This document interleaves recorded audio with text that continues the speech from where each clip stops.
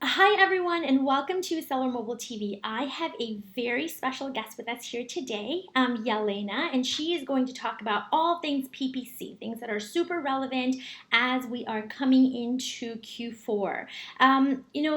So I like to kind of mention who this is relevant for, who this isn't relevant for, and if you as a seller are not doing PPC right now or don't intend to do PPC over the next quarter or two, then this might be good information to tuck away for the future. But if you are doing PPC and you are prepping for Q4, this information is really, really relevant. We're going to talk about what to do in regards of your inventory, how to prep for your PPC, and then we're going to talk a little bit about Amazon Post. Now, I know that for some of you that kind of follow us and know what's going on, we've done a little piece on Amazon Post in the past, but Yelena is going to give us a different perspective on Amazon Post and what to expect for the future of Amazon Post. So, Yelena, you have been doing this for so long. I am so glad that we finally came over all our scheduling hurdles and finally, got a chance to sit down and talk.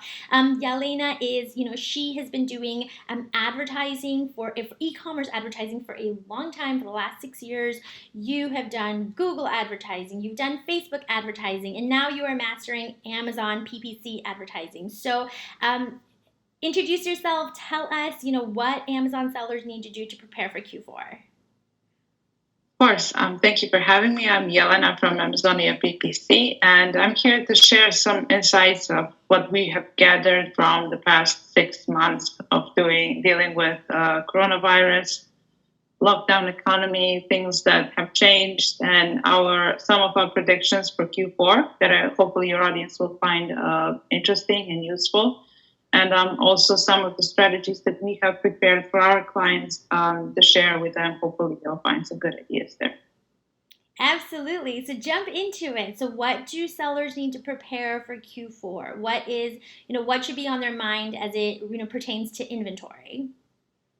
When it pertains to inventory, that's like one of the main things, the heat topics of this year. For example, where we had different types of accounts that we managed on Amazon.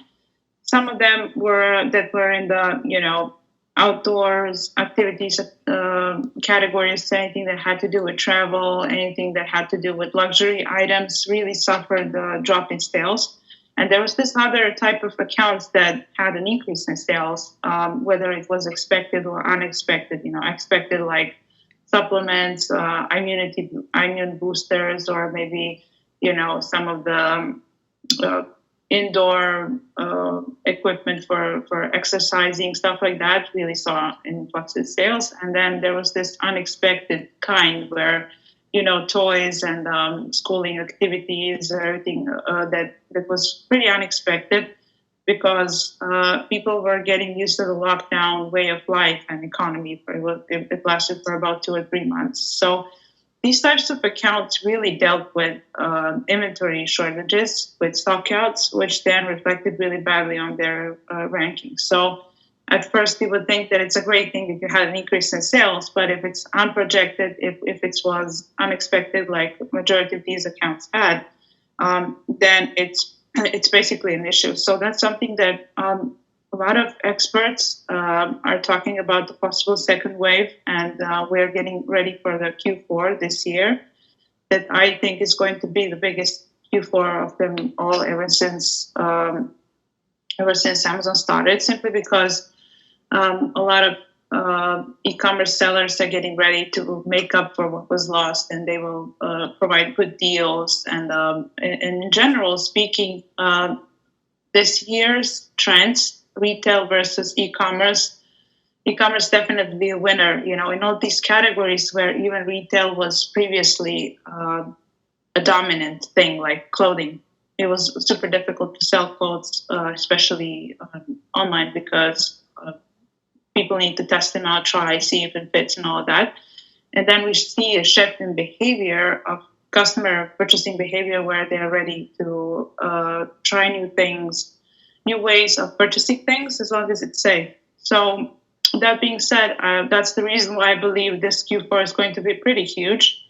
And And the additional reason why I think so is also because they have recently announced that Prime Day this year is also going to be in October, which is Q4 again.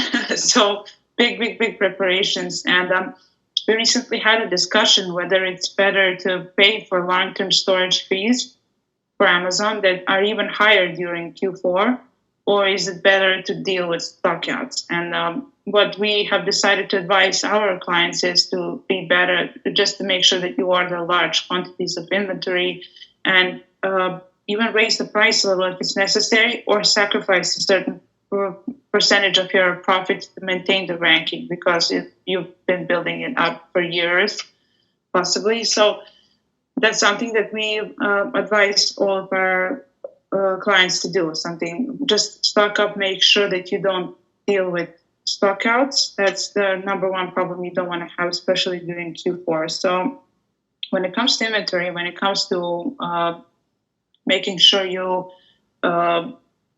don't deal with problems like these in Q4, our experience was that the only winners from this whole situation that was unexpected, the COVID wave, were the ones that actually had stocked up for the next 3 quarters. Those are the most serious sellers that, apply very serious SOPs to their procedures, to their business operations. And one of the SOPs is definitely being in stock. So when it comes to these basic preparations, of course, making sure your listing is optimized for ranking and also for conversion rates for human interaction. Then, optimizing for inventory, being sure that your inventory is full. And of course, the third thing is to take into account the changes in the buying patterns during Q4, which is super important. And lately, we've been using some of the,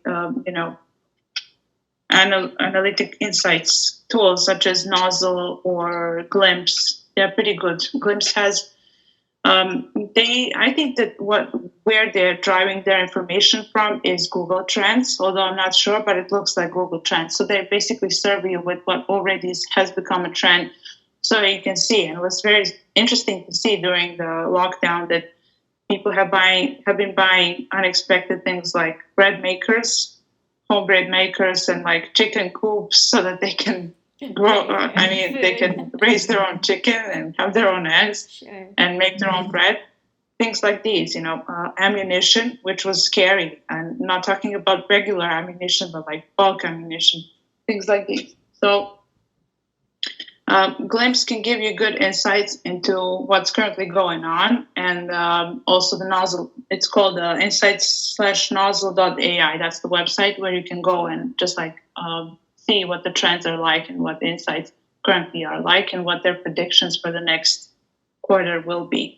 That's a really interesting point. That I think that what you've kind of said it is really looking at the analytics and seeing what you're going, what are the trends to keep track of the data. Just another thing I wanted to interject there is in Seller Mobile users already kind of know this, is that's part of our software, is that we've got a whole piece there. We've got a demand forecast and algorithm there that looks at your historic sales and predicts what you're going to be selling in the future. And it's really important to look at that data for last Q4 and then make those human adjustments based on that, right? This Q4 might be very different than past Q4s that you've had. And so I think that you've really kind of nailed it on there, is on the head there, that it's really important to look at that data to predict what you're going to be selling and then to be prepared. And that perspective is really interesting of it might be worth sacrificing a bit of your margin and paying those extra long-term storage fees, which everyone knows are higher during Q4, than to be out of stock, because that impacts you not only, you're not making sales, but your rank, and then how that impacts future sales as well. So I think that that's a really interesting perspective there. Yes, I had to point it out before I even begin with the advertising strategies, because those 3 basic things were the ones that were really affecting PPC performance as well. If these 3 things are in place, your listings are optimized, you have enough units in stock, and you make sure you are well prepared for any kind of seasonality now adding Q4 to the possible second wave to your forecast is going to be the thing that affects PPC as well. So that's why I brought it up. Absolutely. Of course, aside from making sure your products are in stock, you should also make sure that they're Prime eligible, that your coupons are working, promotions, all of that. And we'll see whether Amazon raises the affiliate percentages. During the coronavirus lockdown, they have decreased affiliate margins from 10% to 1%. So there was a huge outrage of all these people who are bringing traffic to Amazon. So whether this will be brought back or not, we'll see. Everything else that they've kind of cut off was returned so far. So hopefully this will also be the case with affiliates, because every strong listing needs also backlinks from external traffic coming to the listing in order to become ranked much higher on Amazon. And if you have good incentive to use with your affiliates, then you can easily arrange that. Hopefully that's also going to be one part of the regular preparation. When it comes to advertising strategy, I'm also happy to share those if you're interested. Yeah, absolutely. But before we move on, in terms of Prime Day, do you know the date offhand of when folks need to get their inventory in by to FBA to be eligible?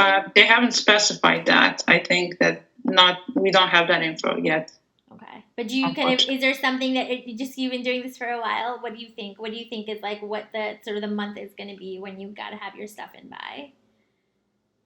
At least by end of August, I think. Okay. That's how I would aim for, because honestly, they when there was this huge influx of orders, they didn't deal with them well, and they slowed down the delivery dates, and then it was like delivery in the next 30 days. And whoever was able to switch to FBM during that period, they were doing better. But then they were paying for third-party deliver companies to deliver their goods, and they were losing money just to save ranks. But then again, it was like this survival period. But lessons learned from that survival period would be to definitely have your stock earlier, but sooner better than later, of course. Okay. All right. Yeah, that's good. What about PPC? So what do we need to know to prepare for Q4? The golden answer when it comes to PPC is it depends. It depends on the account of your budget. It depends on everything. But there are some ideas that I just wanted to throw in case that someone likes them and considers them applicable in their own account. So strategies for Q4, basically, first of all, it's very important to write down all the important dates during Q4 so that you can prepare some kind of ad hoc campaigns, for example. That we're going to have Prime Day, we're going to have Labor Day, Thanksgiving, we're going to have Halloween, Black Friday, Cyber Monday, Singles Day, Christmas, of course, New Year's, and then some additional holidays like Boxing Day that was recently, introduced in the Hanukkah, for example, for the narrow targeted audiences. So make sure you write down all these big dates. And this is something that you can also use Amazon Posts for, to create some kind of content that's going to be dedicated to these dates. So that's one of the ideas I had, and that we are going to lay out as a plan for our clients as well. Amazon Post, it's recently been moved. It's been there since, I think, beginning of this year around, and they moved it ever since they changed the advertising interface into the advertising console. It used to be everything under Seller Central, but now recently they are starting to create some kind of experience, the interface for managers, people who manage accounts, similar to the My Client Center on Google. That's exactly what they're doing with Amazon's advertising interface right now. And with all these changes that they've made, where you can link multiple accounts to your email address, they also introduced Amazon Posts. So my prediction, the reason why they're there, is that soon enough they'll become like a paid feature. Right now they're free. But I think that with time, they will become something like boosted posts on Facebook, if you ever use them, like where you write a piece of content, whether that is image or link to your blog or something like that, and then you pay to boost it to certain audiences. That's the kind of way I see Amazon posts unraveling. For now, they're being free, and you can use them as much as you'd like, even twice a day if you want to. So a combination of some kind of coupon, like 20% off in an Amazon post that's for the Boxing Day special, would be something that can really be a good incentive for your product sales during this Q4 period. Of course, the majority of strategies that we use are mostly oriented towards businesses that are looking to grow during the Q4. When you are when you're more onto the profitability side of your account rather than growth, then you're oriented towards saving money, not spending so much. And usually during these big dates, during Q4, the whole Q4, basically, when everyone spends a little more, it's a habit, and customers spend a little more. Usually brands who take advantage of that are the ones that are looking to grow their account. They're looking to acquire new to brand sales and all these things. But for the ones that are oriented more towards profitability, this Amazon post feature is still something that they can use for free. All they need to do is invest a little bit of time and energy into that. So that would be one of the ideas that I would definitely recommend.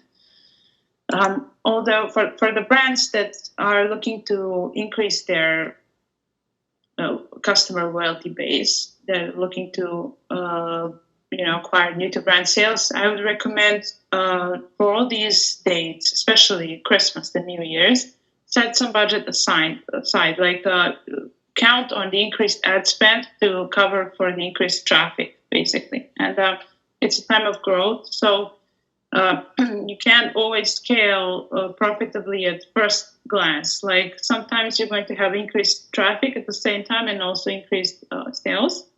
But in cases where you have repeat purchases as part of your business model, that can actually work really well. For example, supplements, where you know that your customers are replenishing their stock month over month as they spend it.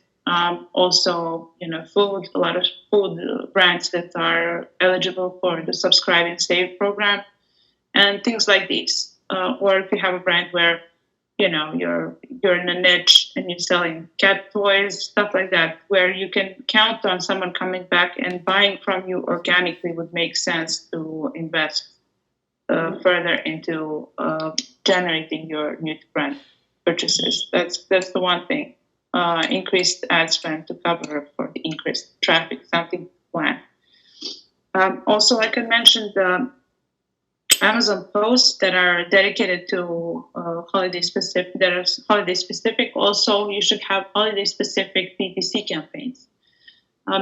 Unlike on Google, where you need like up to 3 months to optimize a campaign and have it run really, really nicely, on Amazon, the dynamic of traffic is much faster usually. So you can optimize a campaign 2 weeks up to a pretty big date. So if you're selling kosher food, of course, before Hanukkah, you'll be having a campaign that's dedicated to Hanukkah special with coupons. If it's a brand for giftable products, then you will run a Christmas campaign up to 2 weeks before Christmas to make sure you ramp up the sales a little bit further. And it usually works for the holiday-specific campaigns. Usually work best in a combination with your best sellers, the products that already have thousands of reviews and are selling, or possibly carry Amazon's Choice badge for a certain keyword. Things like these, what your flagship products are. So this is definitely a strategy to use for them. And these products can easily introduce your customer base, the new customer base, to the rest of your product portfolio. So that's also another role that they're playing. So as you go through the product life cycle, all stages, these mature products are there to introduce the audience to the new products that you also have in planned to launch them, or that are in the early stages of the product life cycle. So how do you like the idea so far? That's really interesting. I think that it makes sense to a lot of people who've been doing PPC, and it's a really great reminder for those, that are getting into it, or haven't really haven't really figured out how to optimize it. And the way I always, when I think about PPC, and when a lot of people sort of think about PPC, is it's both an art and a science, right? And I think we've heard this over and over again, is it's not an exact science where this is the formula, you plug these variables in, and ta-da, you've got a really optimized campaign. But any suggestions on how to, so as you're tweaking and editing your PPC campaigns, what are some things to think about in general, or specific to Q4? Specific to Q4, when it comes to campaign optimization, all these rules and formulas you just mentioned, they work beautifully for accounts that are oriented towards profitability. There isn't much you can come up with there when you're oriented just to hitting your targets. So usually it makes a lot of sense to use them. But when it comes to Q4, which is a very specific time of the year for e-commerce, then basically I would recommend, if you are on a tight budget, for example, or just not willing to invest into new customers, basically just make sure that your bids are high enough to support the influx of traffic, because the influx of traffic will also mean influx of competition of the ones that are trying. So, and it usually works best for the ones that already are doing well.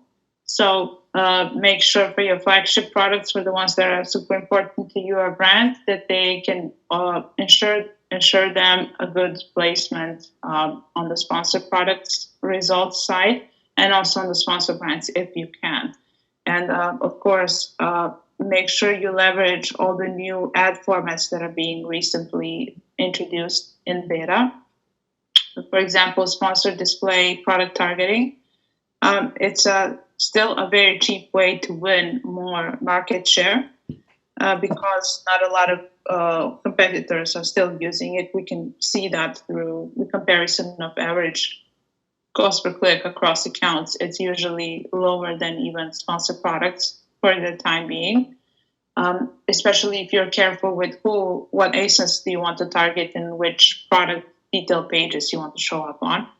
But the display ads are a very powerful format, because they show up in unusual placements where special attention is given to them. It's not like the auto campaign that's showing your products in suggested product list, or customer also viewed section where they can click on 200 different results, and yours is just one of them.